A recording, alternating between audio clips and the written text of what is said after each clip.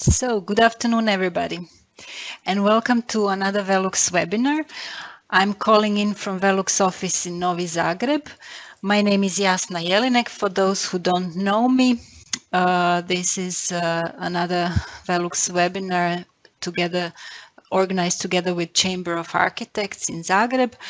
But this one is a little bit different. It will be held in English language because we have really very special treat for you today. As you could see from your invitations, we have special guests calling in from USA, Deborah Burnett. But before I introduce her to you and announce her as a speaker, let me just give you a few technical information about the webinar today. Those who participate our webinars on regular basis, you already know that we usually have the routine that we start with a lecture, which will last today 60 minutes. Deborah will give us lecture in length of 60 minutes. During the lecture, you can ask questions. If you have any questions for her, she will be answering after the webinar. And then you will be asked to visit our webpage, which I will announce at the end of the webinar, where you will be leaving your name and address so that we know where to send certificates for participation. We will be also asking you a few questions and have short satisfaction survey about the webinar. So, before we start with the lecture, let me just tell you that I'm really excited and happy to be able to announce today's webinar and today's lecture. Deborah is internationally recognized and award-winning registered interior designer and lighting professional, but she also possesses physician level training. So she integrates two disciplines, which is really interesting for architects, and I'm really looking forward to hear from her about the light and influence on light and interior design on health and biology of people. She's a highly regarded academic lecturer, published author in numerous publications worldwide in major magazines, technical journals, etc. But what I'm looking forward to is to hear how our built environment is influencing our bodies and our brains, and due to this integration, she is on regular basis invited to also architectural conferences, but also medical conferences where attendees are listening about this topic. She recently lectured at the International Neurological Disorders Summit, where she was invited as a presenter. I must say she is a really sought after conference speaker and keynote lecturer. As she is one of the pioneers in the field, she is connecting these two fields and connecting the dots. In her studio, they designed, together with her partner, James Benya, they designed award-winning circadian lighting system for the ASID national headquarters, and they received double platinum LEED for this building and well certification. So it is first in the world project to receive such certificates. So I'm really happy to be able to welcome Deborah, and Deborah, I'm handing over to you now. Okay, well, thank you so much, Jasna, for that fantastic introduction. So I'm going to add just a little bit more information, particularly for those of you in attendance today. It's because of the fact that not only do I have the physician level training, as well as lighting design, street creds, and interior design, long, decades-long experience, I have something else, because this lecture is about understanding how we as design and architectural professionals can better help the occupants of our spaces thrive, survive, and excel inside those walls that we are building for them to occupy. And as such, you'll notice on your screen something a little bit somewhat creepy coming up. Yes, you've got it right. those are the 2 feet of an autopsy. Yeah, person that has recently died. And as part of my medical training, I've actually had to go in and not assist, but sometimes participate in a number of human autopsies as part of my education and training, so that when I am lecturing, when I'm speaking, when I'm sharing with you the information as to what body parts, what neurology, what brain aspect is really involved in what you're doing. So say, for example, you are specifying glazing. Where and how in the body is that information being stored and transmitted, and how the body is using what you have specified and what happens to it? So when I'm describing different sections of the brain or the body, I've actually held those sections in my hand. And the colors that I'm going to be speaking about is representative of those organs and different body parts. This is to help you really understand that what you and others like you in our profession are doing really matter. And it really is much, much important. The other thing I want to share with you is that you'll notice that I'm working under studio lighting right now. Even though I'm in my office, I'm on the far western end of the Pacific time zone. I'm located in Davis, California, about 38 degrees north latitude. And dawn here does not even occur for another, let's see, maybe 10 or 12 minutes. Yeah. And I have 2 skylights, so that you're going to be seeing something about natural light that most in the design community are not even aware of. It's how we perceive the passage of time and what is happening in our bodies as the sun is clearing the horizon line. So let's get started. So the learning objectives for today are several. We're going to develop a working knowledge of the human biology and the response to daylight. We're also going to be comparing the differences between natural light and electric light, and not so much in terms of specifying how the electric light is going to work, say, for example, human-centric lighting or color tuning, but we need to understand the bare bottom differences between the two, because they are vast. And unfortunately, most in the design community, we don't realize this. So this is one of the goals that I personally have for delivering this seminar today, is to share with you those differences. Also, we're going to be expanding your professional awareness as to the physical process of glare. It seems to me over the last 20 to 25 years, 30 years even of my practice, that we've been just associating glare as, well, maybe it's a nuisance, maybe it's a discomfort, but you'll be surprised to know it's actually a physiological stress response. Yes, it impacts various aspects of your body, not just your eyes. And we're also going to be discovering the biological preferences for top day lighting. That is lighting that's coming down from skylights, modular sky systems, and or tubular devices.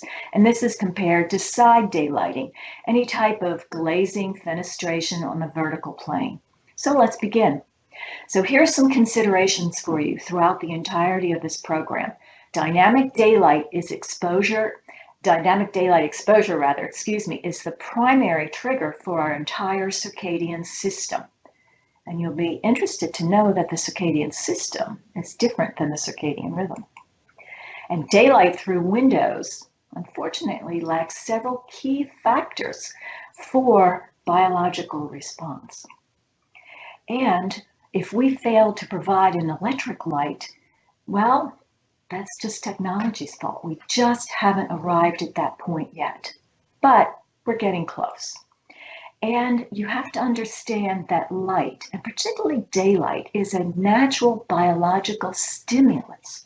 And that's key. A stimulus in biology means that a different set of dominoes are cascading down. Dominoes such as you played with maybe as a child, where you flick one domino and all of the aligning dominoes will fall in succession.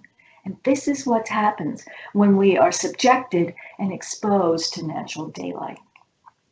What this benefit, how it works, what are the results? Well, decreased workplace accidents, increased productivity, and increased employee sleep. And I know you're probably saying, oh my God, this is workplace. I design workplaces. I design industries that are, 9 to 5 or daylight. What do I care about employee sleep? Well, after this session, you're going to realize the importance of employee sleep. Even though they're not sleeping while they are working, they are getting the necessary ingredients so that they can have what's called an efficacious sleep later that evening. So, big question, why daylight? What's the big deal about daylight? Well, we know that the sun's the primary energy source for all existence on the earth. Every single living being, from one-cell organisms up to humans, everything is controlled by the sun. And the 24-hour rhythm of the rotation of the earth, that is key and critical, because every organism is designed to either be diurnal, in other words, sleep, or have low energy in terms of some of its regenerative process, but high activity energy during the day, and to be able to be in a restful state at night, but high also of a different caliber of organism and energy state. And then you have various other states of nocturnal, etc. We're just going to be concentrating on human during this presentation. So how does daylight work? Well, you have to understand that all visible radiant energy wavelengths contain vital information necessary for biologic function. Electric light doesn't do any of that.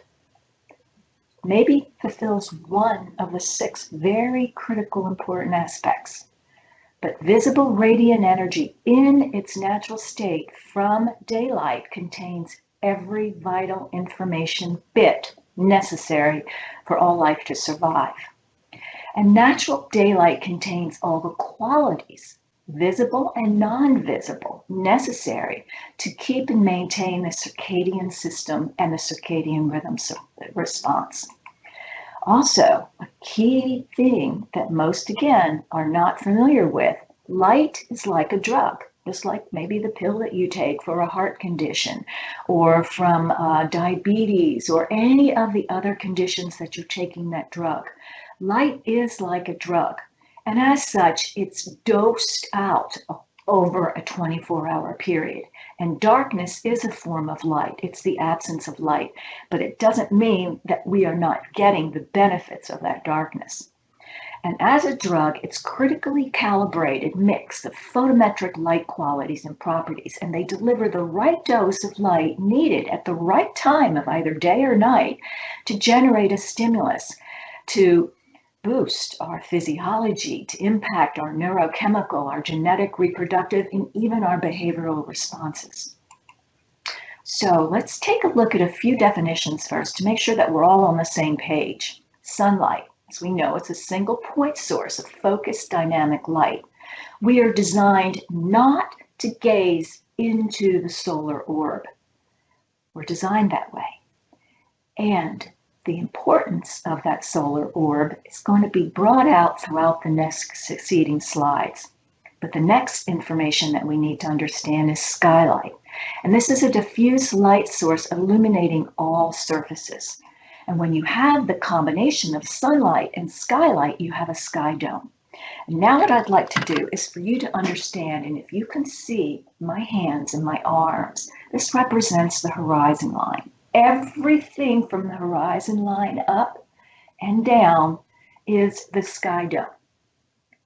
Translate that to the built environment, and it's everything from the floor up, including the ceiling, and most importantly, the vertical surfaces. The next, albedo, that's our surface reflected light that can account for up to 15% of the total daylight reaching a building's lower floor through the glazed openings, doorways, etc. And this also contributes as reflected light into that type of dosing that we need for light during the day. And you're going to see it's quite high. And dynamic light. This is light that is moving from east to west, moving across the sky, moving across our walls and our surfaces in the built environment if we have top daylighting. Side daylighting, lighting from windows, gives us a little bit, but not as much as what we need biologically. So we need to understand, before we even get into the biology, what are the differences? The differences between natural light and electric light. The first, as I mentioned previously, is the dose. Our biology depends on robust wavelengths of light, of 24-hour dynamic light, and the energy that's contained within that light. And it needs to be consistent with the 6 specific photometric qualities that are contained within the light, and that we have recently, in the last 100 years or so, been able to identify, and now within the last 20 years, been able to really target and determine what biology, what neurology, what brain section is actually being impacted by very specific sections or bands of light. And we understand that because of the use of the spectrometer. Spectrometer is a device that, up until the last 2 or 3 years, very few design professionals and architects were aware. And in the advent and now in continuing blossoming of LED technology, we need to be aware that this is the one tool that we all need, because LED lighting has changed the playing field. And we need to start sounding and understanding and interpreting our designs through the eyes of a scientist that is versed in biology and photometrics. So a spectral power distribution is what you're looking at right now in your upper left-hand corner of the screen. A spectral power distribution, it's commonly called an SPD, and this is a graphic representation of what the sun looks like at one point in time throughout the middle of the day, and it's recorded at 5,000 Kelvin, or approximately 5,000 plus CCT, correlated color temperature. And the spectral power distribution, when it's captured by a spectrometer, is available in both graphic and numerical representation. And this is just an example of the absorbed captured energy within each spectral bandwidth of light, both natural and or electric. It was actually devised in the 1700s by a researcher named Fraunhofer, and thus the scale, spectroscopy scale, is named after him. And it basically shows the study and the interaction between energy and matter of lighting and how it impacts the light and also our biology. So if you've ever gone to, say, for example, the hospital, and they place that little white instrument on your finger to get a reading, that's called a pulse oximeter. And what that's doing, that's taking the reading and the reflectivity of your blood and your skin and measuring its wavelength in light, and then delivering an output number in terms of your oxygen saturation level. So the thing about the SPD and the Fraunhofer scale is that it's measuring and showing you graphically how each wavelength is perceived by the human eye in slightly different colors, and how, if you're familiar with the biology of the body, and after this beginning lecture, and this is just the beginning of your understanding about biology, how each wavelength, each little hash mark of lines is going to interact very specifically and differently with our biology. So if you keep your eyes in the middle of the screen, you're going to see 3 SPDs, spectral power distribution. The one at the top is metal halide, and this is measured at the same 5,000 Kelvin as natural daylight on your left-hand side upper corner. Doesn't look anything at all like it, does it? Take a look down at the next one, fluorescent at 5,000 Kelvin. A lot of those bandwidths are missing. So is it no wonder that after spending a day under fluorescent lighting, you feel depleted and whipped, and you're going, God, I can't wait to get out of this space. Now here's the conundrum that we're in. Take a look at the lower SPD. That's showing an LED at 5,000 Kelvin. You'll notice that there's a strange peak of blue, a very high percentage of blue concentration for the overall SPD at 5,000. And this particular LED is telling me that there's more blue or short wavelength energy contained in this light source. And that's both a good thing and a bad, depending upon the time of day that is delivered, or the occupants are exposed, and where it is delivered from, ceiling, vertical surface, albedo up, and how and when it is delivered. But for you as a practicing architect, lighting designer, interior designer, you need to understand that if you're specifying electric lighting, simply specifying the Kelvin temperature or the CCT, the correlated Kelvin temperature in LEDs, doesn't always assure you of the same thing. Keep your eyes on the center of the screen right now. This is another LED registered at 5,000 Kelvin, certified at 5,000 Kelvin. But because the manufacturer in this particular 5,000 CCT LED has used a different phosphor combination to create that white light, it's going to be delivering different biological properties to anyone exposed to that light. Yeah, now your job has just gotten a lot more complicated. So we need to understand those 6 properties of biological stimulation of light. So as we gaze up into the sky, as we gaze up into the evening sky, also the daylight sky, we assume, we think we see a blue sky. We think we might see a sky of a setting sun, pink, and we're thinking, there's hardly any blue in that, any shortwave blue. Or in the actual setting sun, after the sun goes down past the horizon line. Oh, well, there's, maybe some blue there, but it's predominantly, again, long wavelength. What's going on here? Well, it's funny, because what we see is not what the body uses or interprets. There are 6 very specific components of light, and this is where technology fails to deliver in terms of human-centric lighting or any light source. We have not been able to replicate what we have been gifted with on this planet in the form of daylight and its interaction with our biology. Because every one of the aspects of lighting, both light and dark, are delivering these 6 properties. The intensity, how much energy is contained within that light source. The timing, when does it appear? When does it change? When does it totally become eliminated? The duration, how long that change, that timing, that intensity sticks around. How long is it the same? Or is it continuously or faster in terms of acceleration rate? Those are 3 very critical properties of light that we can measure photometrically, but we don't know how to translate that to a technical light source yet. But nature does. It provides it for free with daylighting. Location. This is the point below and above the horizon line that nature provides. It is now time for my sun, actually here in California, I promised you, where the sun is starting to come up past the horizon line. So I'm officially in dawn. So you might be seeing a slight difference in my facial complexion tone as the location of the sun is rising above the horizon line.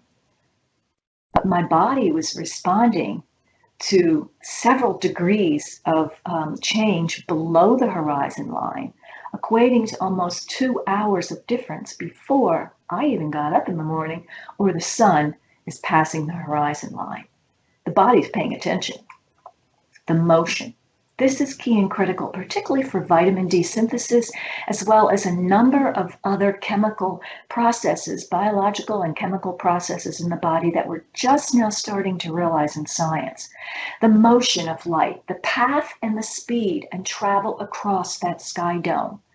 Remember that light, that vertical surfaces, that sky dome comes all the way across? That is being tracked and utilized by the body. And the last, the spectrum. That's the wavelength percentages and the power of energy contained within that spectrum. It is not color-changing lights. Not color-changing lights at all. So those of us that maybe have gotten hooked on some of the lighting out there saying, oh yeah, just follow the sun, put an astronomical time clock on it, and just change the colors of the light to match what you see outside. Gosh, folks, they're missing the boat. They're failing to understand and utilize and incorporate the other 5 very critical components. And down at the bottom right-hand side of your screen, you'll see a Frolov scale showing with an arrow the 475. And this is a nanometer wavelength band, basically your short wavelength bands. And this is critically important because the percentage of blue changes throughout the day, even though there is still a continuous aspect of blue present in all light, including darkness.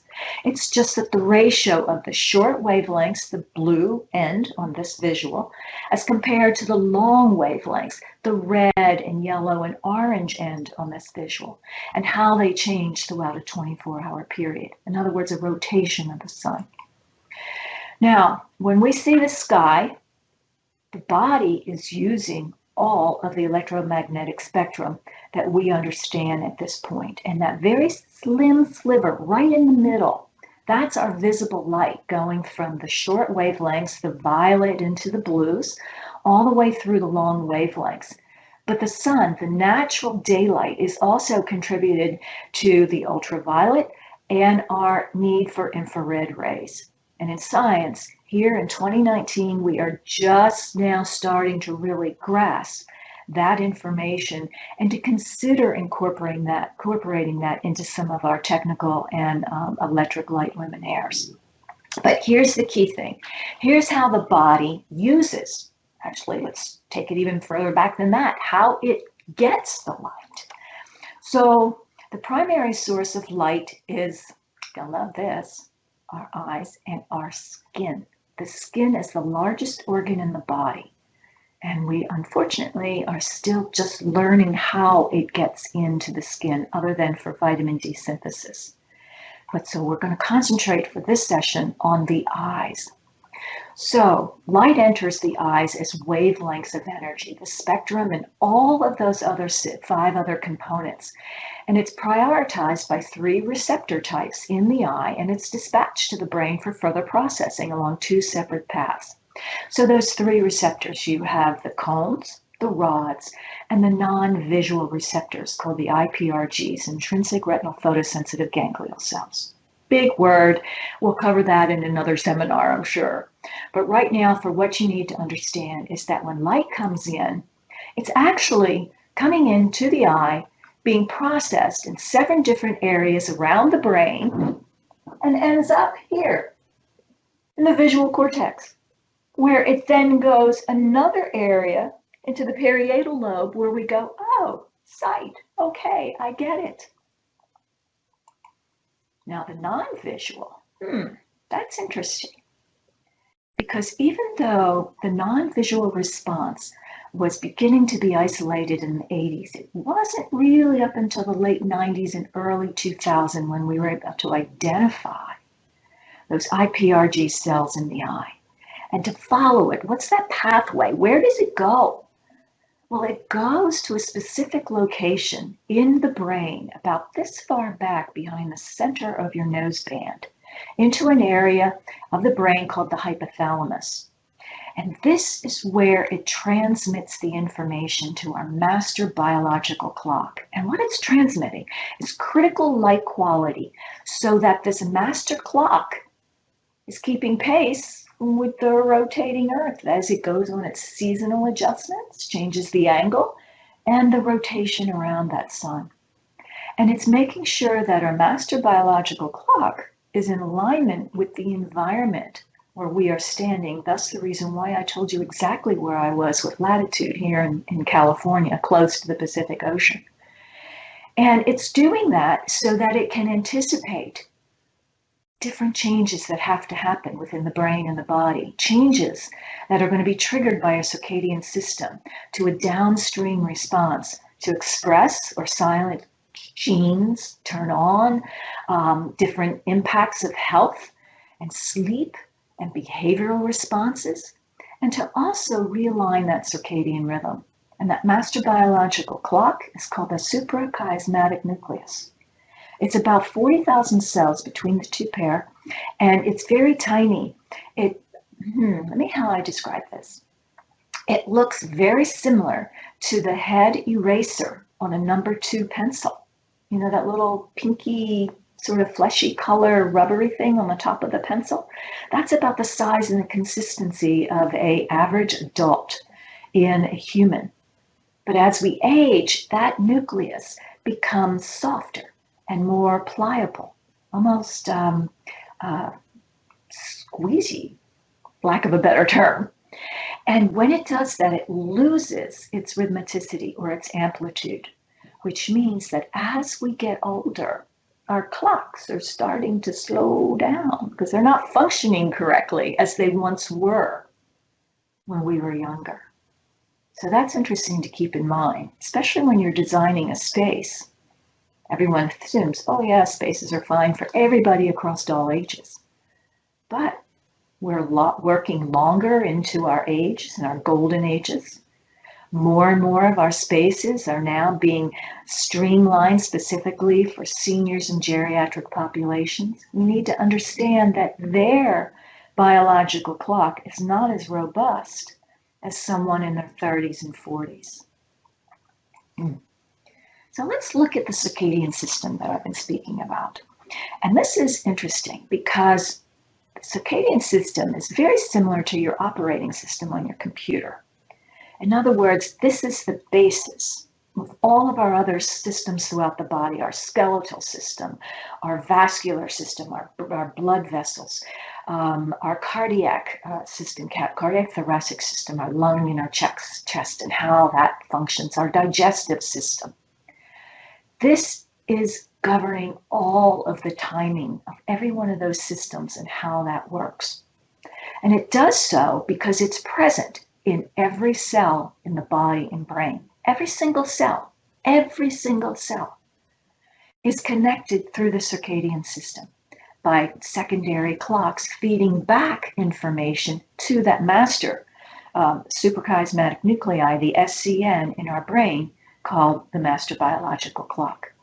And it's doing that so that it can anticipate and monitor our environment for the appropriate SCN and neurochemical response. In other words, it's anticipating so that the brain can get ready to respond. Think of it this way.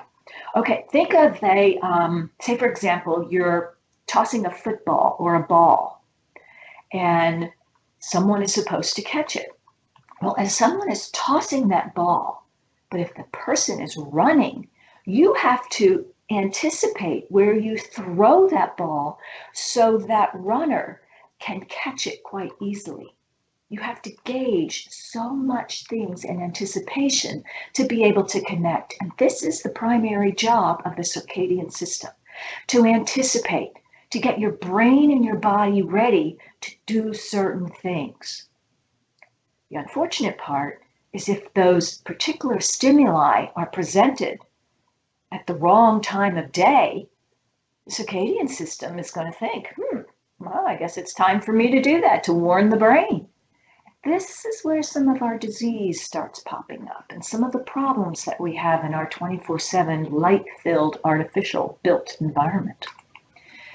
So you also have to remember, very importantly, that our biology responds to seasonal and daily dynamic light photoperiods throughout the 24-hour rotation of the Earth. And that's key and critical because the Earth is consistent 24-hour rotation. But our circadian system has a component that's not. You'll see in a minute.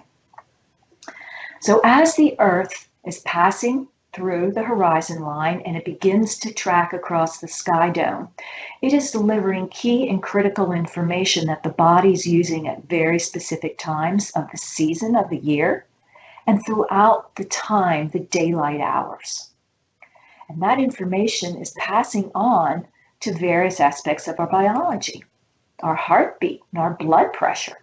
Yeah, I mean, who knew? Just a few years ago, we were able to realize that we have a clock in every single blood cell. And that's unique because there's not even a nucleus in a blood cell, but yet we have a clock in a blood cell, every single blood cell. Our wound healing How fast our wounds from either surgery or a little paper cut will heal depend very critically about the amount of daylight and the information in daylight that we receive.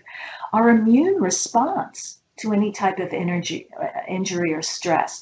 Muscle coordination, when our arms are stronger during a day period versus our legs, when's the best time to exercise? It's all dependent on the type of light that we get. Our hormonal regulation. When, say for example, we are going, if women, our estradiol, our estrogen is going to be expressed. When we get up in the morning, when we go to bed at night, it all depends on hormonal regulation. And that is dependent upon, you guessed it, the sun. Yeah, photoperiods, our metabolic functioning. But the interesting thing that we have part of the circadian system is a rhythm. It's a rhythm that goes throughout the day. It's endogenous, which means that it is there without us even having to log it in, upload it, or whatever. It's just there. Now, interesting fact is that the rhythm operates on 24.2 on average hour cycles. So, but wait a minute, how does that align with the 24-hour rotation of the Earth? Well, that's the really interesting design feature. You guys ever heard of a perpetual motion machine? In other words, it's self-generated energy. And the fact that the circadian rhythm has to be realigned at least twice during the day on critical points called crossover points.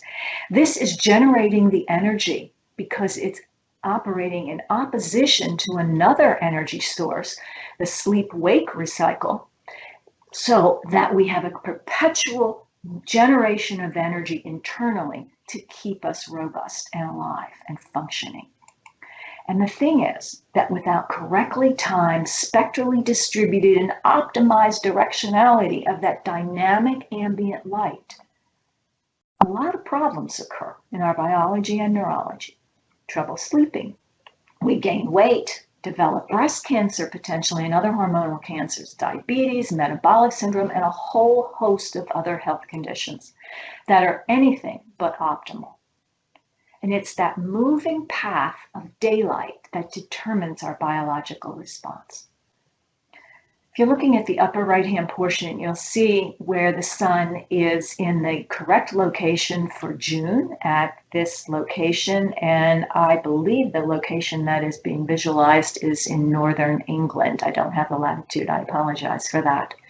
But this is the time of year that we are most susceptible for photomelanoma, which is the technical term for vitamin D synthesis. It's a process that occurs about 12 hours through light on our skin, so that 12 hours later in our kidneys and liver, we're able to start generating and converting one form of vitamin to another form that's going to be passed on. And interestingly enough, that process is involved in keeping the rhythmicity of our biological clock. Who knew, right? It's all interconnected. So when we're not getting the right light, when we're not getting the right information, we are subjected to something called biological stress. And when it occurs over a longer period of time, it's actually called circadian desynchronization. This is when you're having trouble sleeping, when you're gaining stomach weight, midsection weight. And on autopsy, when I look at this, midsection weight is a different color and consistency. It's bright orange as compared to other fat deposits throughout the body. And circadian desynchronization can be very subtle when it sneaks up, but then packs a powerful punch, because it directly impacts our genes and it disrupts our endocrine system, our hormones and neurotransmitters, suppresses the immune system. That's the immune system that helps us fight off and ward off disease and common colds and viruses. And this is the major contributor to what we're now finding in medical research to disease and major health conditions. Now, when we have this physiological stress response, it occurs. And it also impacts the SCN because the SCN is seasonally adjusted with a greater amplitude during the shift from summer to winter. And the shift from summer to winter, it has to ramp itself up in order to get through the longer, darker hours of the coming winter months, particularly those of us that are north of the equator. And so it's very important for us at this time of the year, we're now in September, to be able to get an overabundance of natural daylight, to be able to help that master biological clock so that we can overcome some of the problems that may be associated with circadian desynchronization. Information that's not being imparted to our genes or our brains, our blood pressure, our heart rate, as well as our glands and our digestion and fat distribution. Now, if you take a look at the image of the graphic of the man there, you have two kidney-shaped objects, two semicircular, with a little indent in them. Those are representative of the kidneys. And actually, those are on the back of this graphic, because the back is where our stress response is initiated after it comes into the body, either through the skin or the eyes. On our kidneys, on top of the kidneys are our adrenal glands, and they are bright little triangulated glands sitting right on top of those two kidneys on our back. So when we are subjected to glare conditions, we are subjected to circadian desynchronization of not getting enough sleep, of getting the wrong light at the wrong time of day, not getting the right light. Our kidneys are impacted, which impacts all of our other aspects of living and survival, including sleep. And remember, I said sleep is going to be a key critical component for us as design and architectural professionals. Because if we understand sleep, we're a long way to understanding how our biology is working with the built environment or against our biology with the buildings that we design. So one more slide on the consequences, because you really need to get this information. It's so critically important. Is the endocrine disruption. Endocrine, this is the function in our brain that affects everything, the endocrine system. In other words, our hormones, our neurotransmitters, everything that keeps us who we are is impacted by disruption to the natural light and dark cycle, to disruption of our ambient temperatures, and our feeding times, when and what we eat. Not exactly specifically what we eat, but the type of food that we eat and the pressure that it takes on our mouth to masticate, to chew. All of that is dependent on getting the right information at the right time so that the circadian system could be optimized to prevent or control endocrine disruption. Problems? Well, here in the United States, 29 million folks with diabetes and growing, reproductive disorders, autoimmune disorders, cancers, 3.1 million and counting, 40,000 deaths alone every single year. And by the way, that image, you know what that is? That's a breast cancer cell. Yeah. I have an interesting story to tell you about that one. Neurodegenerative disease, Parkinson's, Alzheimer's, dementia, and obesity. 2010 in the United States, 68.8% of our population, unfortunately, were obese. And that is a BMI of over 25 for women and 30 in men. That's key and critically important. Oh, I correct myself on that one. It's actually a little higher for women. Overweight is 25 in women. But I want to show you and tell you a little story. This is a gene called BMAL1. And BMAL1 is one of the known circadian genes that we've been able to identify since the late 90s. And in 2010, I had the opportunity to go to a lab of Dr. Stephen Hill in Tulane and Dave Blask. And they were the first to show graphically and reproduce their research, and has now been reproduced a number of times and validated, how light at night, circadian desynchronization, is causing endocrine disruption and is a primary precipitating factor through initiation, promotion, and progression of breast cancer. And it's all because the light we are getting at night is too great and the light during the day is not enough, and it's impacting the BMAL1 clock gene. Interesting. So here's how sleep works, because that is a key critical component of all hormonal cancers. So the thing you have to keep in mind, and this is a mantra, if you have to say it over and over and over again, I really strongly urge you to do so. Sleep is a biological process that starts 2 hours in the morning, approximately 2 hours before you get up in the morning. So about 4 o'clock in the morning when I got up, my process for the day was starting. I normally get up about 7 a.m. So even before I got up on a normal day, my body was starting to go through the daytime sleep process. So that the multiphasic act of sleep, in other words, when you put your head down and you go to sleep, you fall asleep, can happen at night. And multiphasic, it goes through a number of different phases that keeps you sleeping throughout the night and purposely wakes you up just enough to consolidate memories and then puts you back down. And it's a continual yin and a yang of going up and back down into deeper sleep, a period for most adults about 5 times throughout the night. So sleep is a biological process that starts early in the morning so that you can sleep at night. And it's dependent upon daytime and evening endocrine response of specific key critical chemicals, melatonin, serotonin, and cortisol. Not getting enough bright light during the day hinders the sleep process. And too much bright light, or even any bright light, if it's the right bright light, given at the wrong time, can negatively impact the sleep act and our neurohormonal responses, which are directly connected with the veracity and the potency of our immune system and wound healing. Critically important for those of us that are designing medical and healthcare facilities.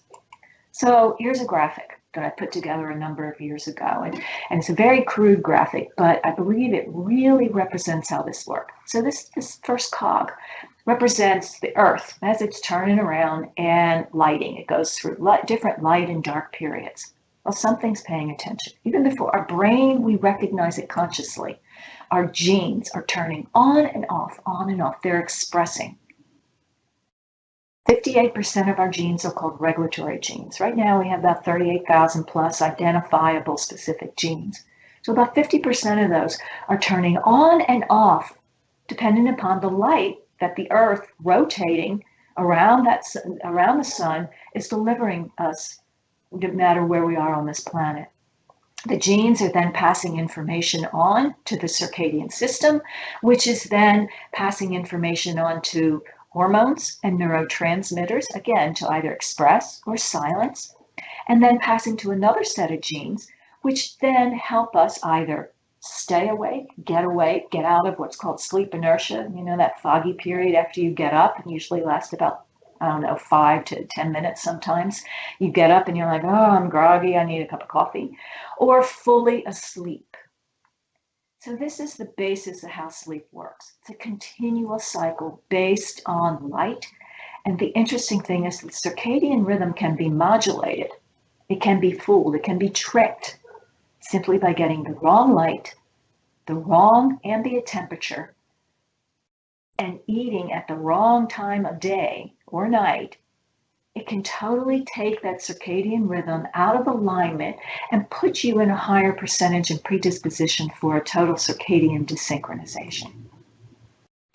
So sleep, let me dive a little deeper here. It's a component of the circadian system, and it's triggered by a complex group of brain chemicals and genes responsive to light and physical activity cues. Now, side daylighting, lighting from windows and doors and other fenestrations on the vertical plane, and particularly those that offer a view, are a key factor in healing and relaxation, because of the fact that when we look out a window, we look out into a horizon line. When we look out into a vista, particularly from 12 to 20 feet away from where we are, this is triggering another set of genes, it's called ZIF268, that several hours later is working with one of the phases of our sleep called REM, rapid eye movement, that is going to help consolidate our brain memory so that the next day when we get up, we do better on performance testing, we feel more alert, and we are able to be more coordinated. All of that translates to reduced error rates, higher productivity and performance rates, and just overall satisfaction with life itself.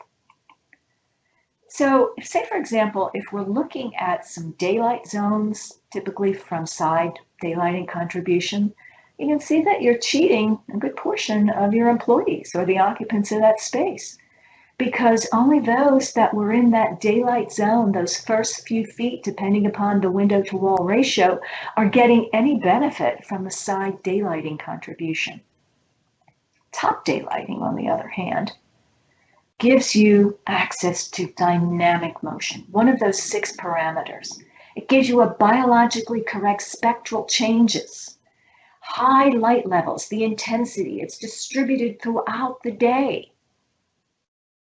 And as you'll see later, it gives you 46 extra minutes of sleep every night. That's efficacious sleep on average.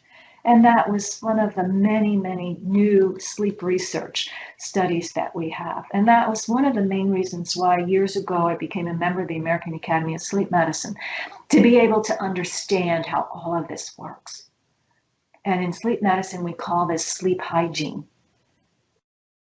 But you and I, as architectural designers, and architects and lighting designers, we need to understand how sleep works to be able to build correctly and design and specify our buildings and our lighting within those buildings so that everyone can benefit from the natural daylight outside, even though that we're confined indoors. And all of this is predicated on an endocrine response. That response that's very key and critical, again, for keeping us who we want to be and who we are supposed to be. Now, when I started this, I told you the fact that it was 6 a.m. here in California, Davis, California, and that my dawn, anyway, the light, the sun rising above the horizon line was not scheduled for about 6:20, 20 minutes into this presentation. And I'm sure you've already seen some light changes throughout, even on my face and my backdrop. And that's because the light goes through a number of changes. So if we look at the graphic on the left-hand side, the white portion, where we're looking at astronomical dawn, that's approximately when the sun is 18 degrees below the horizon line, passing through the nautical dawn, and civil dawn. Civil dawn is where the light level was when I started this presentation. About 6:20 is when we pass through the horizon line. And through that horizon line here in California is where a different set of chemicals in my body and brain were literally starting to express. Very key and critical information for you to understand, and especially for those of you that are thinking about doing so-called color tuning lighting or human-centric lighting. Simply putting an astronomical timer on the face of a building and having it change with the light that's in the surrounding conditions is nothing more than a color changing gimmick. It has to be aligned with the civil and the nautical dawn. And that has to be accounted for both in the degree below the horizon line and the translation to what that means in physical time. And this is one of the key critical components as to why we were in 2016 and still are today in 2019, the first and only project in the world to have achieved both ratings and certification for LEED and WELL standard, because we did that calculation. So again, the biological process, sleep, starts early in the morning so the active sleep can happen at night. So here's what happens at civil dawn, 6 degrees below, happens something that's called the cortisol awakening response. Again, the kidneys, back here, this is where they're kicking into action. So about 6 degrees, between 6 and 12, depending upon your age and your physical stature and your physical health, between 6 to 12 degrees, your kidneys starts paying attention. You may be sound asleep, but your kidneys aren't.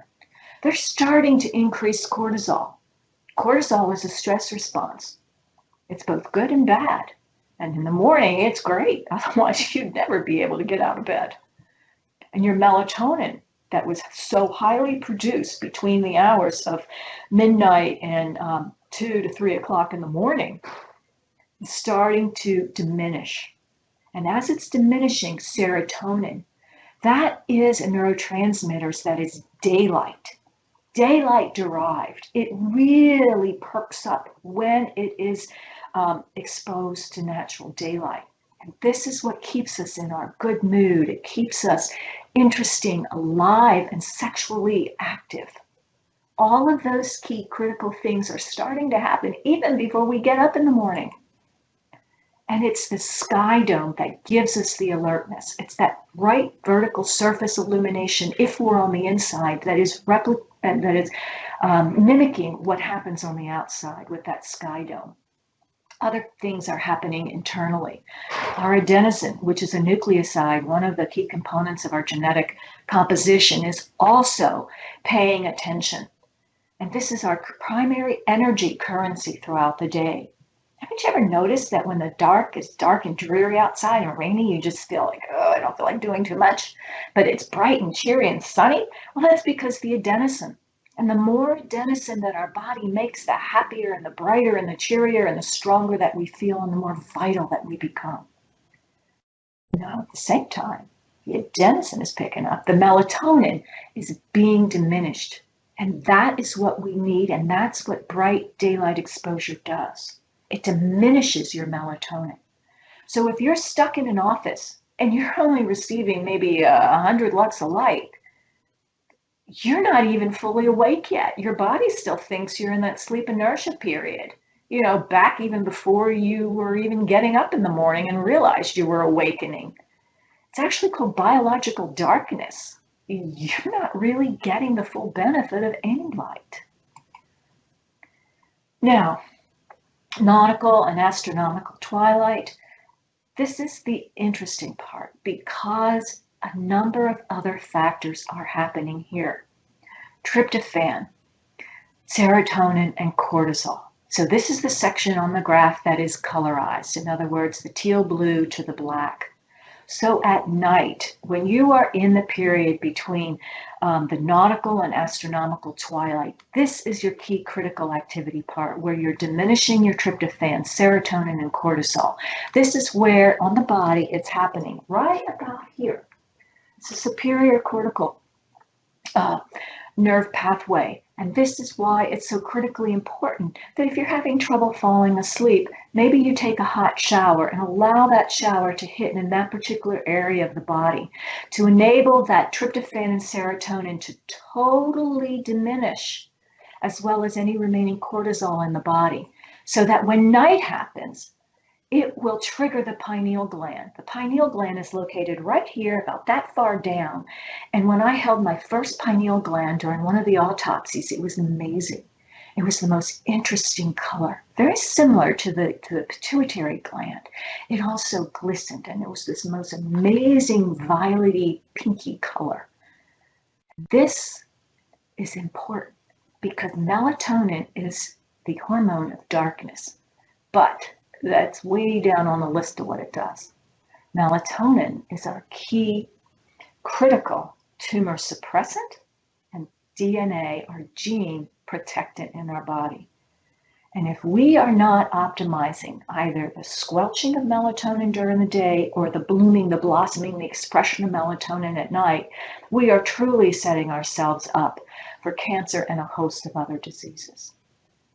So also during the period between astronomical twilight and night, the almost dark teal and the black color on your graphic, our digestive system is slowly and very predictably slowing down. So if you are eating after, say, for example, 8 to 9 o'clock at night, you are disrupting your digestive system and your elimination system.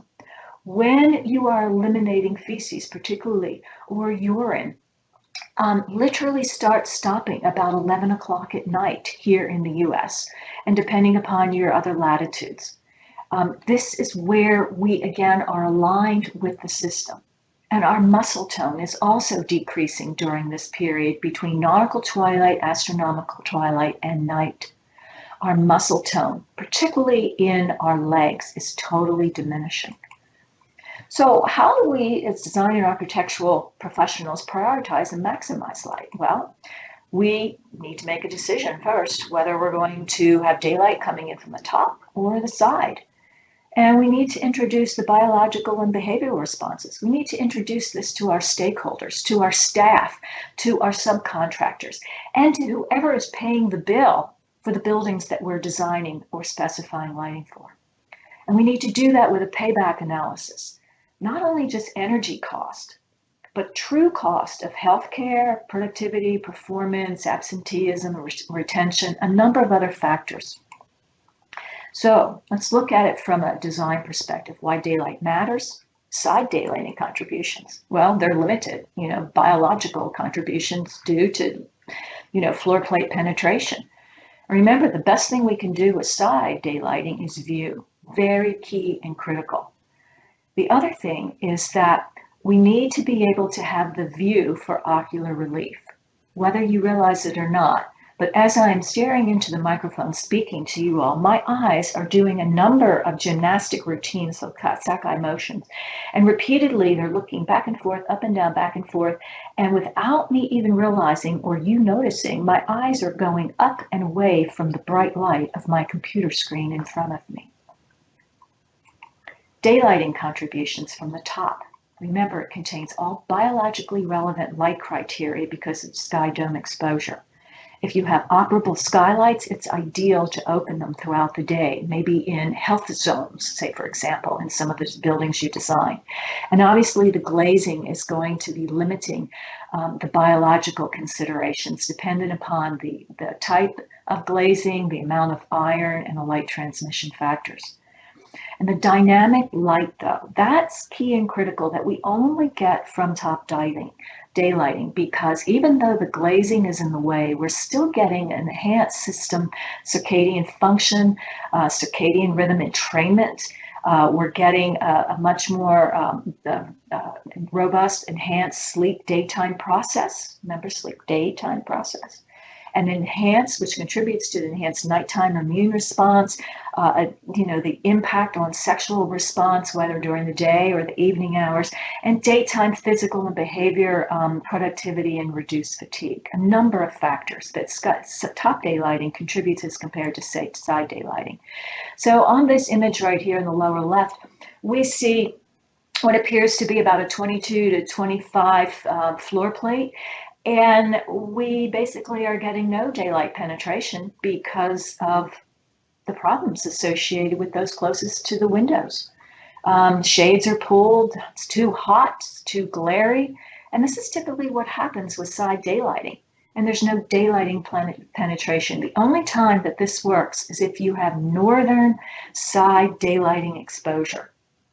This way, most of the time, you have a cooler environment, as well as you are then almost able to eliminate, if not completely modify, the habit of lowering shades during the day, and you increase your floor plate penetration.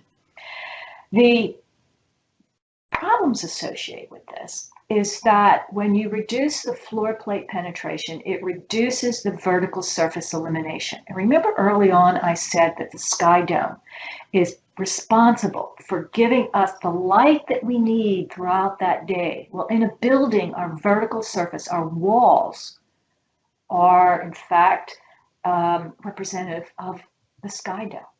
And without light on the vertical surface, we're missing the boat, both biologically and from a design perspective. Because when you light vertical surfaces, just face it, it just feels better, the space, it looks better. And people appreciate the space. Window shading, of course, is going to blunt all of those benefits. Whereas properly positioned skylights, modular systems, and tubular daylight devices, they provide a continuous daylight exposure. And it eliminates, or in most cases, mitigates most floor surface glare conditions if you specify the finishes correctly, obviously. And it offers us a sense of time passage and external weather conditions. So look at my face, look at my complexion. I'm now beginning to get the full effect of my west-facing skylights as my room, and I don't have my light meter handy, and I apologize for that. I'd be able to tell you the lux level that we increased just in the time that we've been speaking. So are top daylighting solutions better? Well, we're going to look at this from the positions and the critical components of daylight: location, spectrum, intensity, timing, motion, all of that. And the thing that we don't understand sometimes when we are designing a space is time passage. It's not only been verified as a psychological well-being, but it offers employees and occupants of that space an opportunity for self-directed pace, most of the time unconscious, and again, another aspect of circadian rhythm entrainment. But the thing is that if we are designing multi-space complexes, in other words, big labyrinths of 10, 15, 70, 100 floors and different departments, as you find in a healthcare facility, it's easy to get lost. And the shadows directed from the top skylighting down, shadows change throughout the day in a very linear fashion. This also works for assisting wayfinding, getting from point A to point B. And wayfinding is critical in these large behemoths of space. And that's because they work on a very specific area of the brain. And those cells are called place and grid cells. And it registers in our brain very specific spaces that are linearly designed. And it calculates that and enhances our memory for those spaces, so that the moving light, the moving shadow across the floor and the vertical surfaces is giving us an unconscious wayfinding cue. All of this is associated with better psychological functioning, less clinical depression, and enhanced sense of purpose and control. Everything that as an employer we would want our occupants of the building to have. And when we have happy employees, just face it, it costs less because we don't have to train and continually train new employees. The retention rate is longer. And it's those unconscious anticipatory factors. Remember I said the circadian rhythm and system is anticipatory.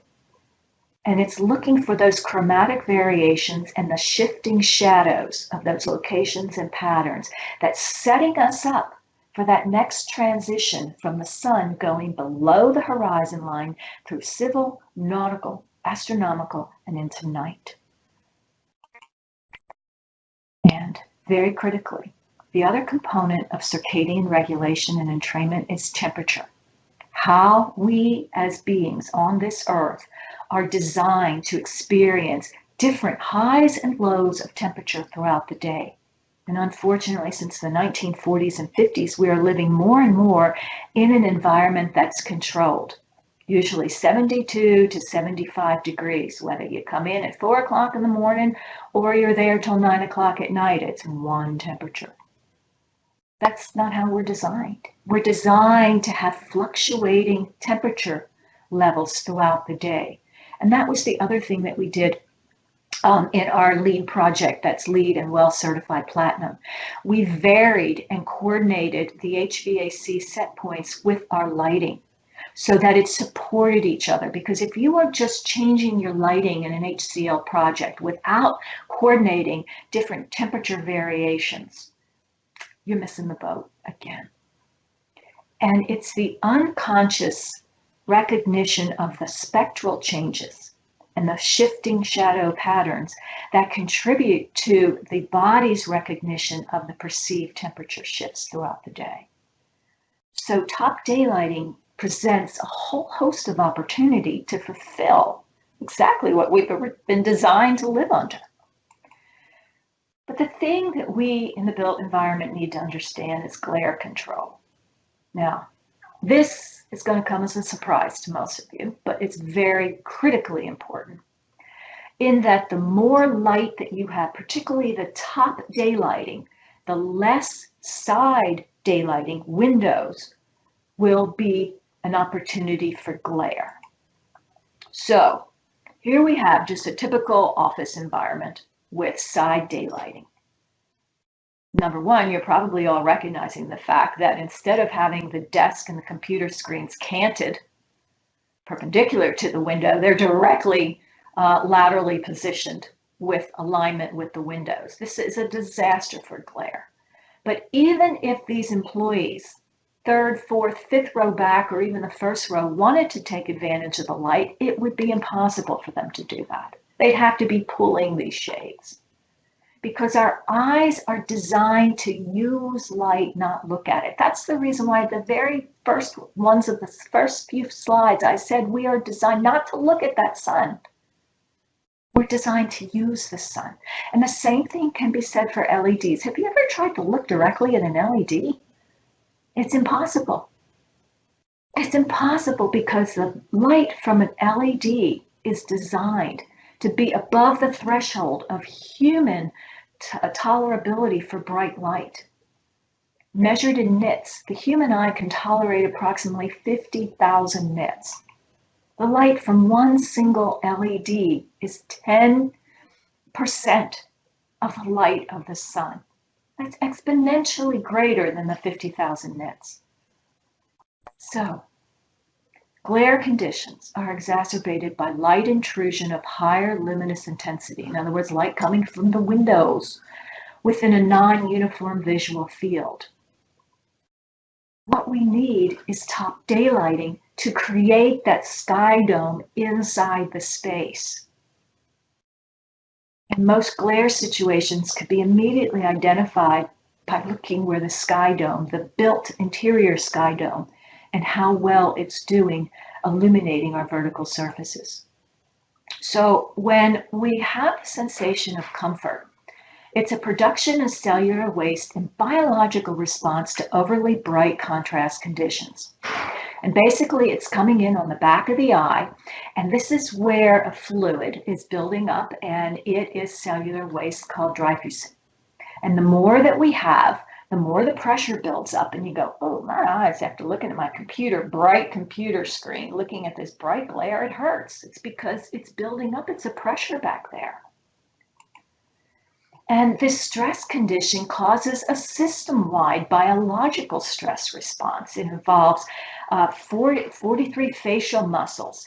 It involves a number of other factors, neurohormonal stress response. It delivers a temporary loss of concentration and a potential loss for balance.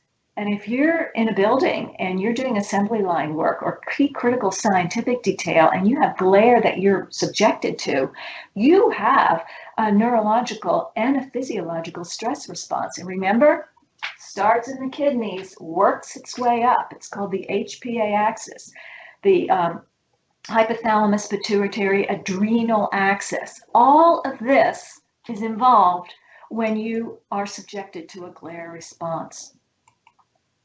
Top daylighting solutions produce minimal glare conditions because it's creating a uniform light luminous intensity throughout the space. And it's facilitating ocular lens receptivity to allow for greater and more comfortable luminous intensity.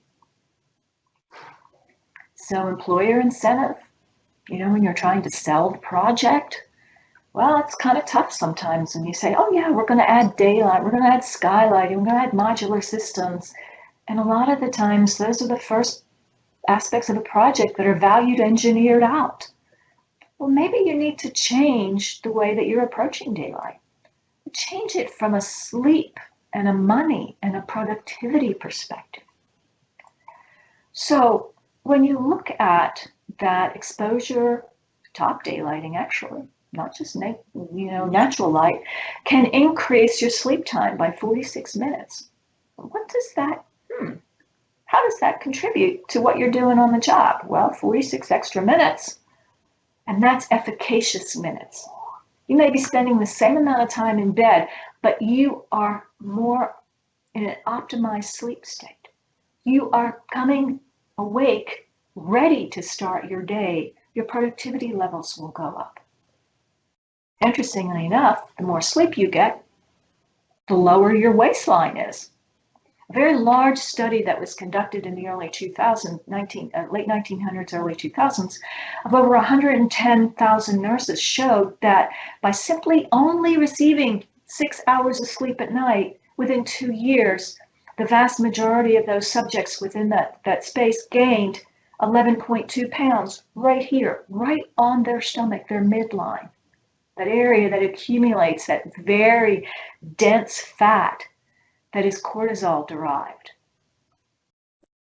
1 extra hour of sleep per night, simply going from 6 to 7 or 7 to 8 hours of sleep a night is going to save employers, and this was a 2010 study, calculable at $1,967 per employee per year.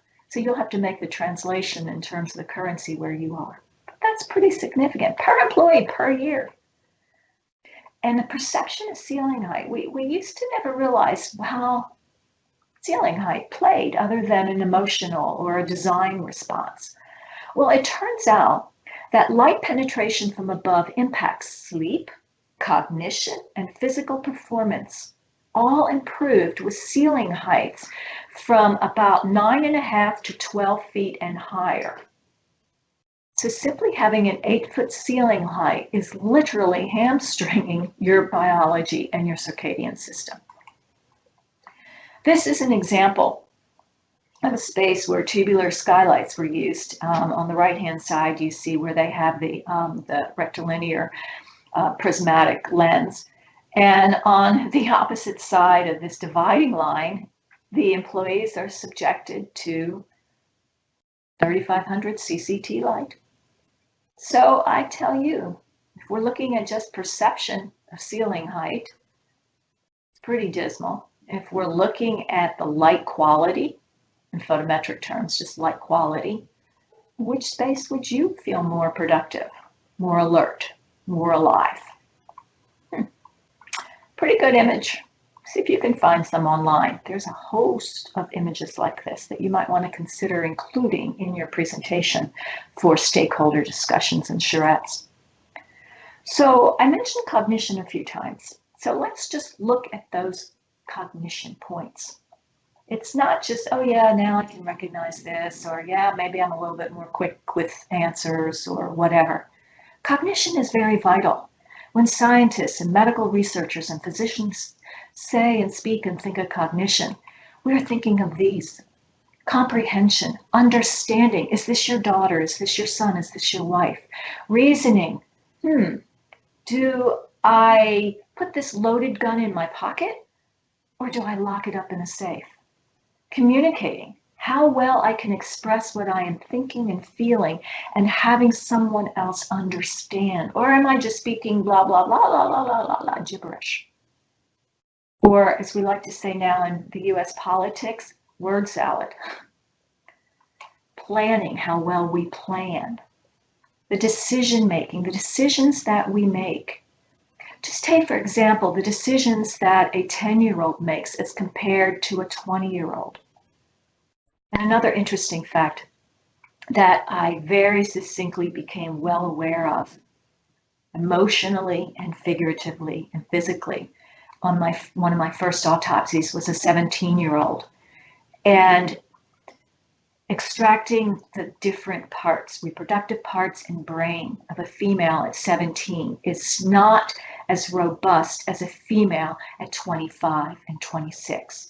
In fact, for males, the brain aspect for decision-making, planning, communicating, reasoning, understanding, comprehension, and even learning is not fully realized in males until 24 to 26 on average.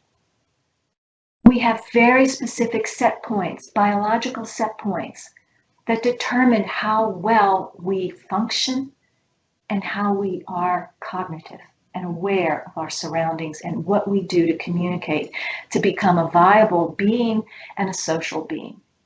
And ceiling heights, specifically if we coffer our skylights in, we have faster reaction times, enhanced abstract thinking skills, and enhanced creativity. I mean, again, who knew that simply the height of the ceiling can enhance all of that? So how much light? Well, we have very specific numbers so far. we're not in complete agreement yet universally with the scientific community, but we're getting there. We're still in its infancy, but we're getting close. So let's look at this from some of the perspectives of photometric quality or location. Here, from Skylight's modular systems, actually, we have vertical surface, both albedo and vertical surface from the different locations within the built environment. We have intensity. Average light levels in both of these spaces is usually around 1250 lux. This is literally almost the bottom threshold of what some scientific researchers are calling getting us out of that biological darkness, particularly throughout the daylight hours. We have extended dawn to dusk daylight hours, all through civil twilight, through dawn, all the way up until we get to the beginning of the receding sunline. And we have broad dynamic daylight patterns across both the ceiling and the floor. Our albedo as well as the motion, giving us those shadows for wayfinding as well as time passage. And most importantly, we're giving the correct Kelvin or CCT light spectrum and the power percentages. And remember, that's what spectrum is about. How much energy is comprised of the type of light, not the color that we see, but the energy contained within that light. And it's the motion, that last component of the 6 critical factors that's giving us what we need biologically, the movement of that earth and the light that we are receiving and perceiving, both of darkness and high photo period. That is how we're functioning. And why motion? Well, it's because it's traveling across the natural and interior sky dome, as well as the exterior sky dome, and it's illuminating all surfaces throughout the day. And naturally, it contains vital information, which gives the brain the ability to translate those signals into biological timing cues necessary for visual acuity and health and well-being. And if we look at this graphic, 12 at the top on this graphic is represented as 12 in the afternoon, 1200, and down at the bottom it's represented as midnight. 2 o'clock, 4 o'clock in the morning, 4:30, this is where we get our lowest body temperature. And after that, it starts to gradually rise. 4:30 is usually at the very big switch between nautical and civil dawn. And then we climb all the way up to about, depending upon your latitude, where you are, about between 5:30 and 6 o'clock in the morning when we cross the horizon line. And this is precipitated by an increase in blood pressure. And you can just easily read the graphic to see.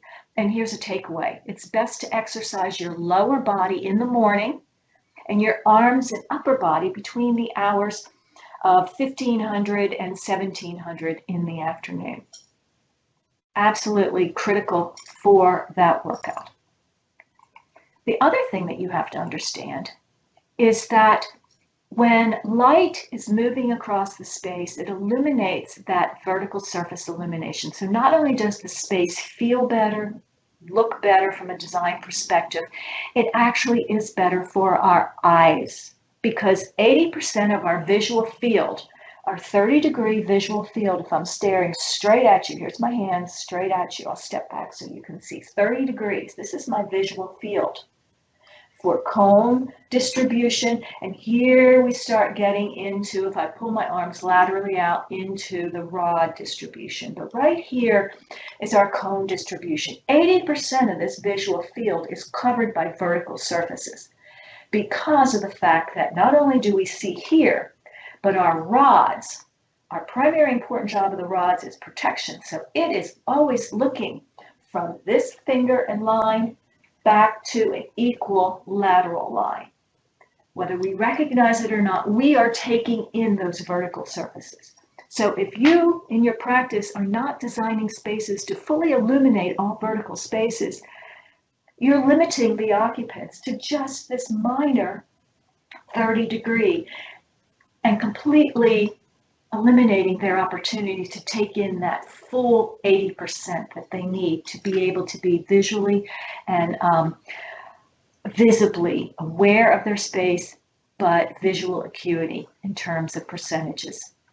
So, and we also understand and we now know in science, that vertical surfaces are perceived to be 30% brighter than floor surfaces, which is a good thing for mitigating high glare opportunity from shiny or non-matte surface floors.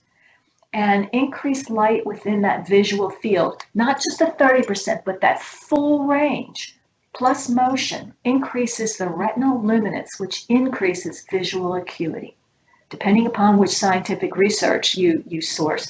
And by the way, at the end of this presentation, there are 7 pages of scientific references and citations that I provided for you to easily download through VELUX. So, technical considerations. Well, when you're looking at top daylighting, you've got tubular optics, light capture. That's very key and critical, how the tubular devices are designed and how much of the light's going to capture, as well as when it's going to capture. And skylight design, specifically looking for heat control and extending that light capture. So when we're looking at it from a technical consideration, we need to understand that not all spaces are designed for skylights, tubular devices. How and where we place the tubular device is critical. And we need to also understand that capturing that light level, we need to go beyond what we normally would assign here in the United States with IES recommendations, throughout the rest of the world, CIE recommendations, as well as some of the state and country mandates. We need to be targeting higher light levels, as much as 1250 lux. And for reducing solar heat gain without minimizing dynamic vertical surface illumination, particularly if we're using inferior quality tubular skylight devices, or our glazing is not up to mitigating some of the heat that would be translated and transmitted into the space, we want to at least target 300 to 500 lux. And windowless environments, particularly in industrial complexes, in military complexes, in penal, institutional complexes where access to direct daylight, whether it's side or top, is very limited. Tubular devices are wonderful for this opportunity because most of the time it's the only way that these workers are going to receive adequate high light levels throughout the workday. And again, it's absolutely critically important, particularly for high stress and high acuity jobs. Just take a look at the lower picture. There's a man cutting something, and it's very easy for him to be tired and miss a cut and have a finger, amputated. So when we're looking at these tubular devices, we need to look at the technical optics. How that device is designed. What are the optics? What's the property of what sits on top of the roof? And how does this play into biology? Well, if we look at a typical 16-hour light capture, we can look at a design for midday. This is where we're going to be getting our most direct light. And a circular design that is consistent with the optics for enhancing and prioritizing and improving the flow of that light downward is going to be key and critical. For morning light, particularly east-facing light, those lower light angles, you need to have a different type of optic on that direction so that it can change and deliver the spectral power distribution of that light to transmit it to those occupants below. An afternoon light, that light coming in from the western directive. And it's a low angle and it's a long wavelength of light, which means that it travels more slowly than the morning light, higher percentage of blue spectral response. So it needs to be created and crafted differently. And the dome configuration on maybe, say, for example, a skylight, if we have a dome configuration over top of prismatic design, then we can have the opportunity to increase our light, our diffuse light, by 20%. A clear dome with white prismatic layer achieves, in most cases, about 100%, and with diffusion of the haze and heat reduction. So you want to have heat changes throughout the day, but you don't want to cook in the space. And the greater height, particularly one that maybe has a 30% rise, it provides additional light capture over longer periods of time. And remember, it's that moving path of light that is key and critical for our biology. One study, it was an industry study, showed that over a course of a year, a high domed skylight will add 67 minutes per day to every individual because it's allowing the capture of those very longer wavelengths and lower level light as it's rising from the horizon line all the way up to noon. That equates to about 408 hours of daylight exposure more per year than the average occupant of a space. I mean, if we're talking biology, that's a no-brainer. That's amazing. So workplace daylight deliverables, mood, alertness, feeling-based reaction, productivity.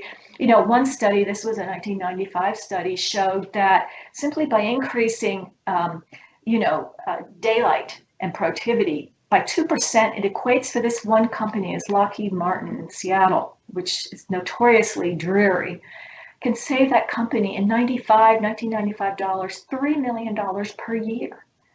We have a number of research, validated peer-reviewed research on performance and absenteeism, and they all speak about enhanced brain response as being responsible. And here is a study that literally was going back again to the 1990s and 2006, that responses to light, and this was in a controlled study, were remarkably dynamic, that when the researchers eliminated the exposure to daylight very quickly, within minutes, the brain responded dramatically, and alertness was diminished and fatigue was increased.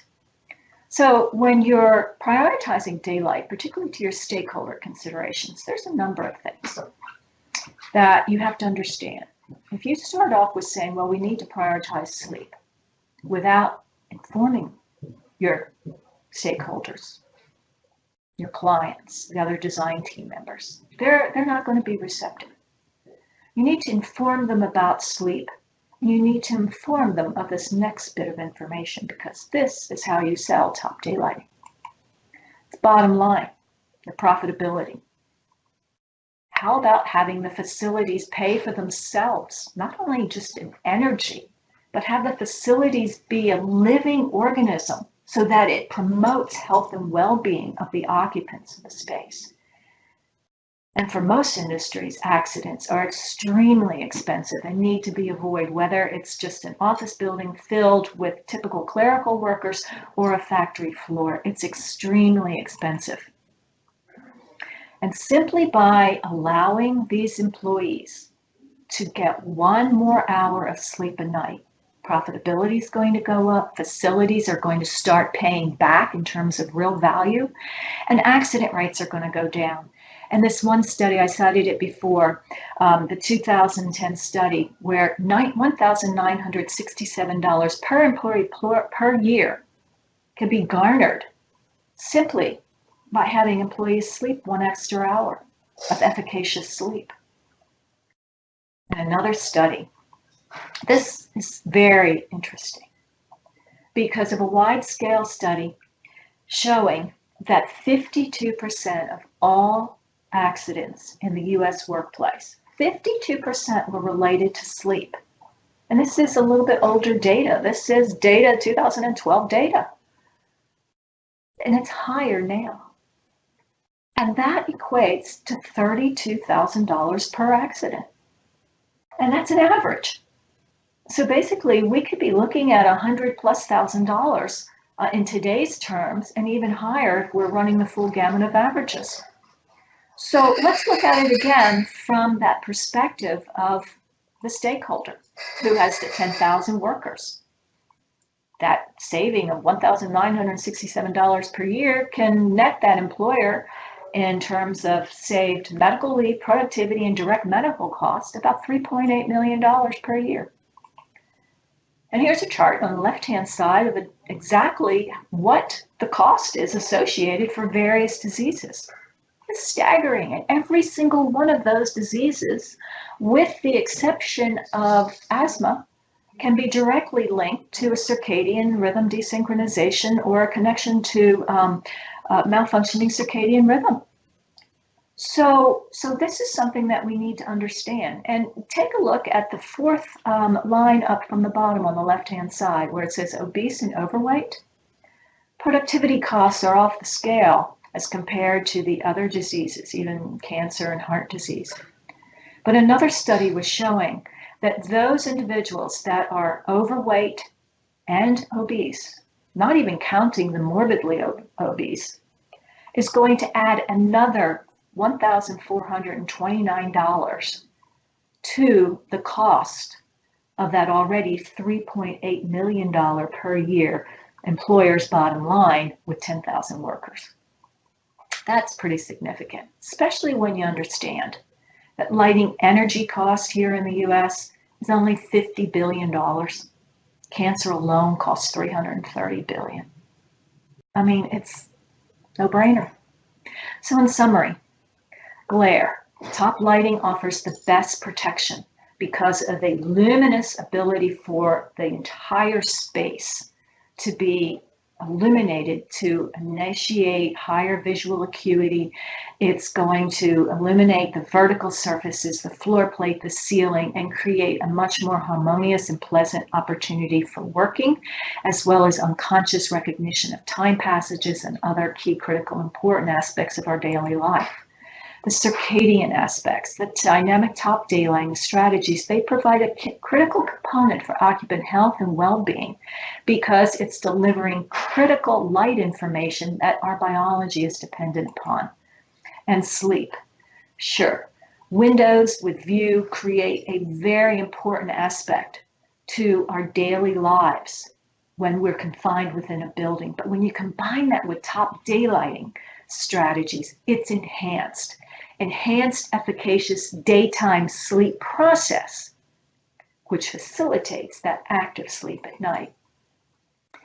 And as I and my partner, my husband like to say, it's always about money. I mean, you know, when you're trying to sell something, when you're trying to convince something, when you're trying to, with your heart, recommend something that you know that's intuitively beneficial for the occupant of any space, it's always about money.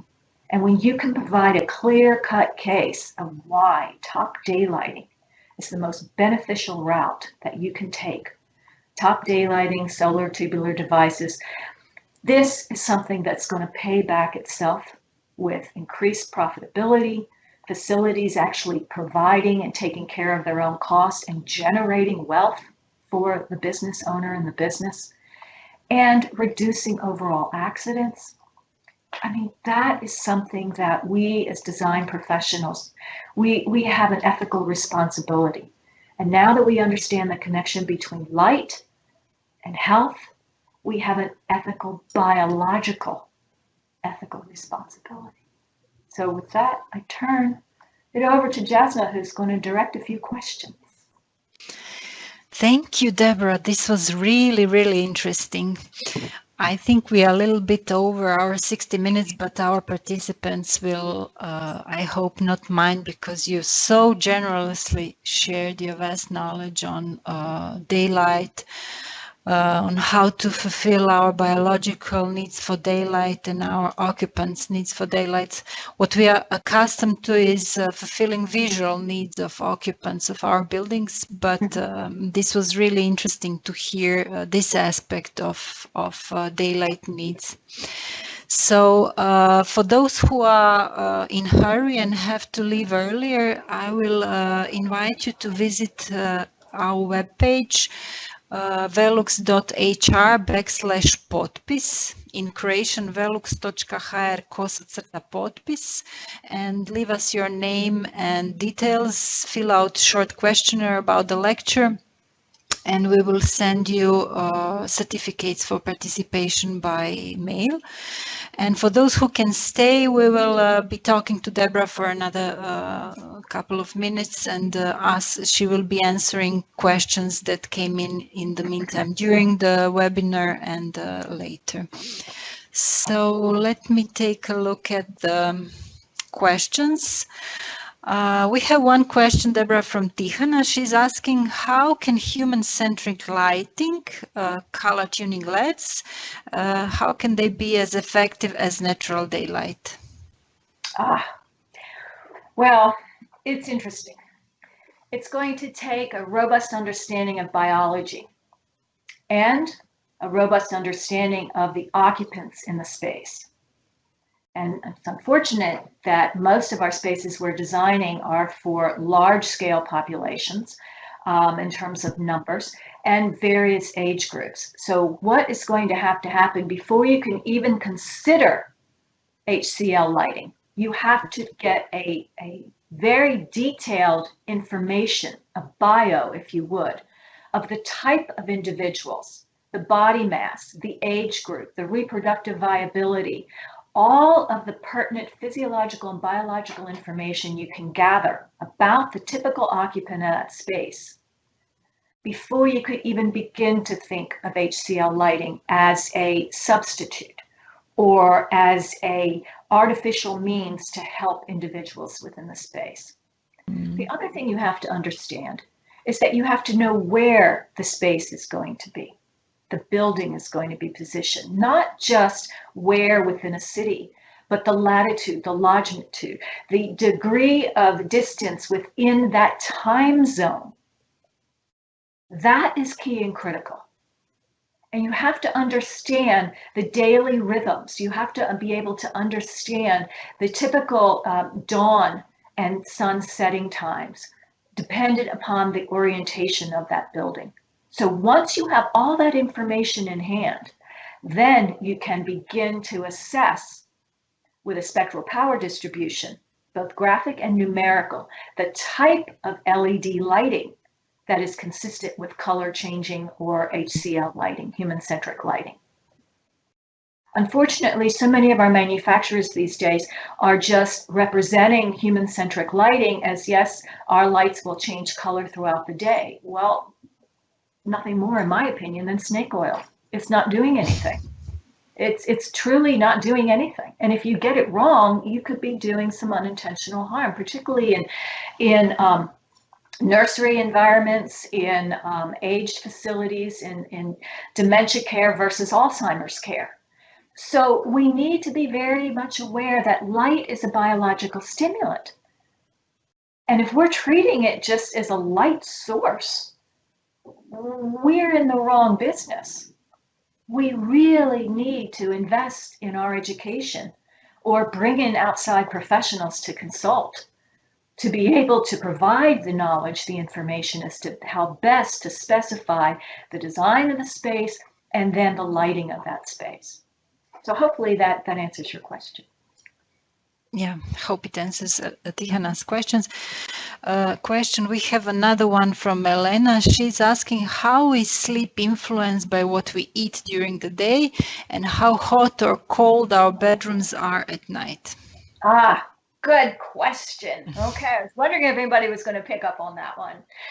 Okay, well, the interesting thing is, remember that I said that digestion and elimination generally stop in most individuals about 10:30, 11 o'clock at night. And that is adult individuals, because in males, 24 to 26 years of age, they're transitioning. Their biology is still transitioning into an adult, fully functioning adult.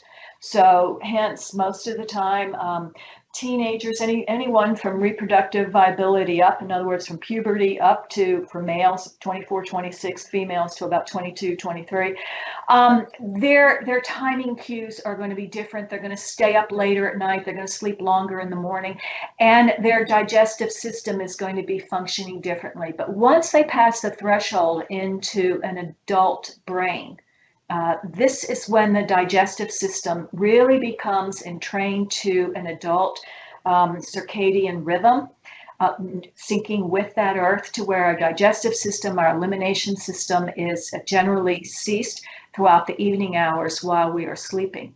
So if you are eating, getting up in the middle of the night to take a snack, you go to the refrigerator door, open it up, and I don't know what I'm doing. I'm going to just reach in and get a piece of cheese or milk or lettuce or a candy bar or whatever. Or you are eating past 10, 11 o'clock at night as an adult because you're watching a late night movie and shoveling in the popcorn. Not only are you confounding the problems associated with your sleep-wake cycle and your circadian rhythm, but also you're now impounding and compounding your problems associated with digestion and elimination. And the gut is actually now known as the second brain. So what you are doing to your gut, your stomach, your intestinal tract, your entire GI tract is going to play havoc with your immune system and your ability to ward off colds, diseases, and for your wounds to heal. So it's critically important at what you eat. And there's now a new group of researchers that are looking at actually understanding what it means to have a break fast, to break your fast in the morning. And so simply by withholding food, in other words, ingesting anything other than water in the mouth prior to a certain time in the morning, and limiting to all food for 8 to 10 hours throughout the day, a very specific time frame, 8 to 10 hours throughout the day, is going to help your overall circadian rhythm and train, as well as your digestive system and your elimination to be much more consistent with the way we've been designed. Yeah, interesting. So no late night snacks. That's right. No late night snacks. Actually, no. If you can, as an adult, do not eat or drink anything other than water after 8 o'clock at night. And it really makes a difference in the way you feel, the way your skin looks, and the way you sleep, and your next day cognition levels. What about the temperatures in our bedrooms? That's another thing. Mm-hmm. Yes, Lana. Okay, the temperatures in the bedroom. That is increasingly coming to light in terms of the importance. Our body is designed, as I had said earlier during the presentation, to have various fluctuations of the rhythmic level of light throughout the day, as well as temperature.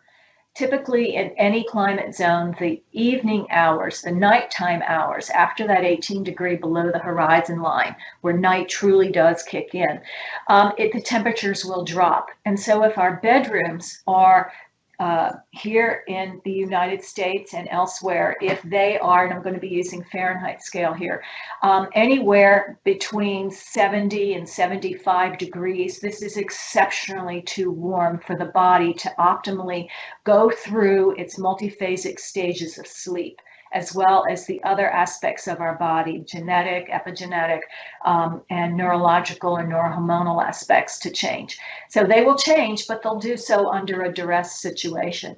Ideally at night for adults, it's usually 63 to 68 degrees at night. And this is key and critical. Now in infants, it's even more a strategic opportunity to prevent a deadly killer of infants, particularly newborn infants. A seminal research project that came out in 2008 showed that simply by having parents bring a newborn home and have that child go to sleep or nap during the day on their back in a bright light-filled room with a ceiling fan oscillating, as well as the temperature in that room during the day no more than 70 degrees. And at night, placing the child to bed at night on its back in a pitch dark room with a ceiling fan and the temperature between 68 and 70 degrees, you eliminate the opportunity of SIDS, sudden infant death syndrome, by 94%. That's incredible. Yeah, and that's because the circadian system of those newborns up to the age of about 4 to 6 months is not fully developed. And so you have to jumpstart. And the ceiling fan and the temperature and the light help that child's lungs and the cardiac thoracic cavity to be able to be more robust, to be able to have the internal air pressure to sustain life no matter what happens, and avert the opportunity for SIDS, sudden infant death syndrome. We have a few questions about where to leave signature after the webinar. Please visit our webpage velux.hr/potpis. In Croatian, that's velux.hr/potpis, and you will find a questionnaire to quiz, 5 quiz questions together with satisfaction survey, where you will also leave your name, and we will know that you were present at the webinar, so we will send you certificates by mail. And then another question from our participant he's asking, I'm 65, male. Sorry, let me open it. I'm 65, male. When do I have to go to bed and when to get up in the morning? My husband just walked in. So I'm going to tell you, whenever your wife tells you to go to bed, it's off the cuff answer. But from a medical perspective, 65 is a year of transition. And I am older than 65, so I can speak from experience. And the transition is very difficult because our body and our brain, and particularly that suprachiasmatic nuclei, that biological clock within our brain, is very quickly becoming less as robust in its amplitude than it was when we were in our 20s, 30s, and 40s, and even early 50s. And so we need to do a number of things to jumpstart our ability to get, again, an efficacious sleep at night. And so what needs to happen for you, dear sir, is to be able to get as much daylight as possible. And so I would recommend very sincerely to get out between 8:30 and 9:30 in the morning, and to be able to expose as much as your skin and just enjoy the natural environment, no matter where it is that you live within, with whatever latitude. Throughout the day, you need to be able to confine your meals to the protein during the afternoon meals and breakfast, and maybe a lighter dinner in the evening hours. And if you can, stop all ingestion of foods after 8 or 9 o'clock at the very, very latest. And then once the sun goes down in your location, you need to turn off all overhead lighting, off completely, and simply have your home illuminated with uplights. Uplights are something that we have here, and I've used them on some of my European projects. They're about 6 to 9 inches tall. They're in cans. You can screw in an amber-colored LED light source. You can screw in a 2700 compact fluorescent, whatever is available and within your price range. And you can use this position throughout your space, behind your furniture, behind the plants, on the top of your bookcase, anything that is basically going to be obscured by something in front of it, so that the light is then casting a soft glow throughout your space. And for reading, a table lamp, so that the light source is no higher than your shoulder, and it's just barely covering the light on your book or whatever material you're reading. And you need to be able to work in the kitchen with under cabinet kitchen lighting, no overhead lighting if at all possible. And then at night, you need to turn your bedroom environment, your sleeping environment, down about 2 hours before you get into bed at night, so that the temperature in that space is between 63 and 68 degrees Fahrenheit. And my math is not that great, so you'll have to make that calculation in Celsius for you.